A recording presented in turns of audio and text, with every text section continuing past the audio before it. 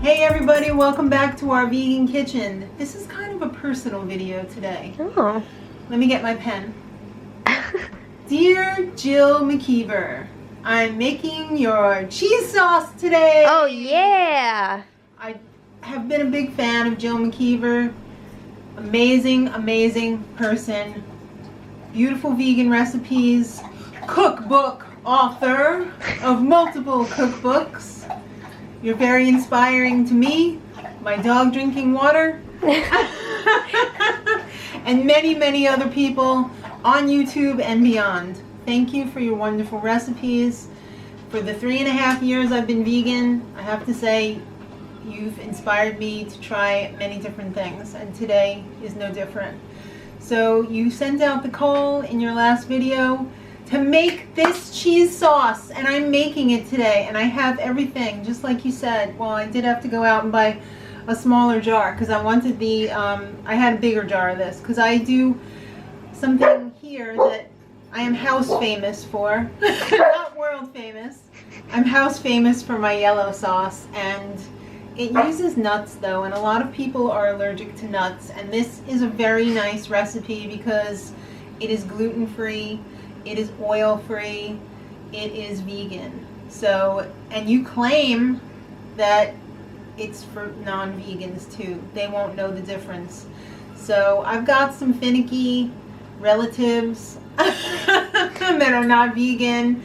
So I want to try this out, and here we go. Here we go. I'm not going to do it as good as you, but here we go, girl.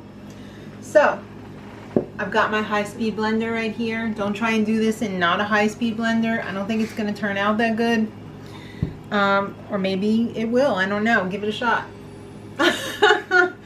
So we've got 2 cups of rolled oats. I'm not going to post the recipe in the bottom bar because this is Jill's recipe. So go to her channel. You're going to link the recipe, the video. There you go. Alright, so we've got the 2 cups of rolled oats.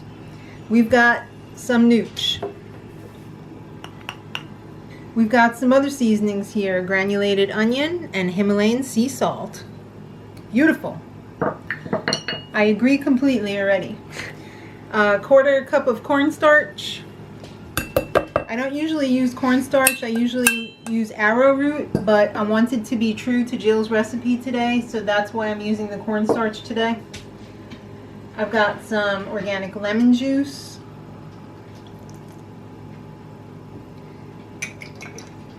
Jill is a huge fan of liquid smoke, as am I.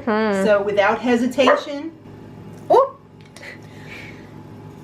Okay, now she was very adamant about not skipping this ingredient and getting exactly 1 jar of fire roasted red peppers, bless you, in water, and put in the entire contents of the jar, including the liquid. All right. So here we go. Get in there. That's gross. Yeah. It sure is, but I'm sure it's not going to taste gross. It's going to be amazing. All right, so I have my spooky water here. This is 2.5 cups, and it's supposed to be warm. So that was room temperature, but I'm going to add some warmer water. So that's another 1.5 cups if I did my math correctly. If I passed my New York State Regents many, many, many years ago.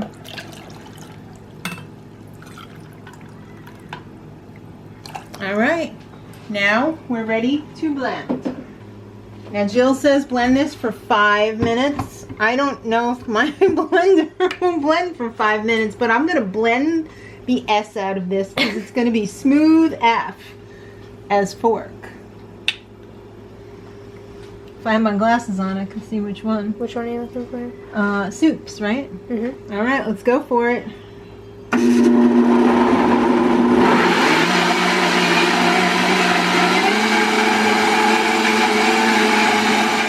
I blended it for 2 cycles, which I feel like is kind of pushing it for my blender. But it's not as thick as hers looked, but I think it thickens up. I think it thickens up upon cooling off. Okay. So I'm gonna pour this into, maybe should I blend it more? I don't know. Let me try a little bit. Don't break the blender. I know, I don't want to break the blender. I won't do it on the soup and stew one. I'll just do it like on a lower speed and blend it for maybe like another minute. See what happens. Alright, so I blended it for another 45 seconds and it's still a little loosey-goosey. But it's like steaming a little bit. Yeah.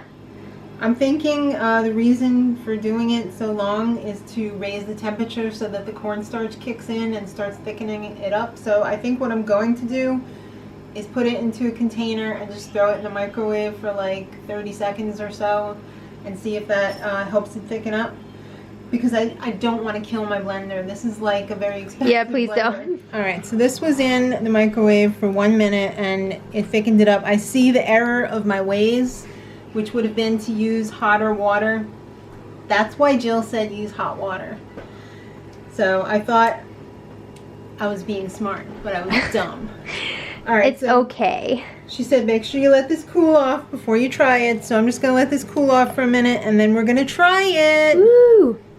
Looks really good. Here we go. Still warm. I'm so excited because I'm so Get ready to try. Yeah.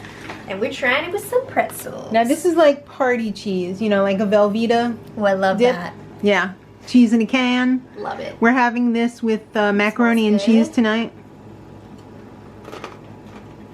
Mmm. That's good. Rate that on a That's scale so of velvety. 1 to 10 for in terms of how close is it to Velveeta.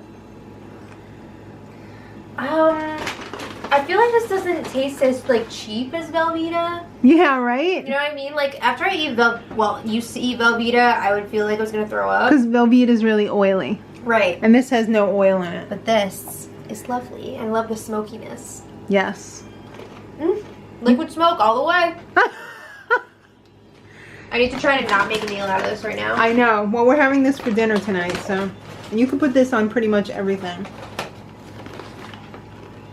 That's yummy. Well, oops. You did not disappoint, Jill. Thank you for a wonderful, wonderful recipe. Now, if you put this in the fridge, does it like, Harden up. yeah, Yeah. does it block up? I don't know if it will be blocky enough to slice, but it'll definitely be thicker. Very good. All right. Thanks, Jill. There you have it. Go check out Jill's channel. She's amazing.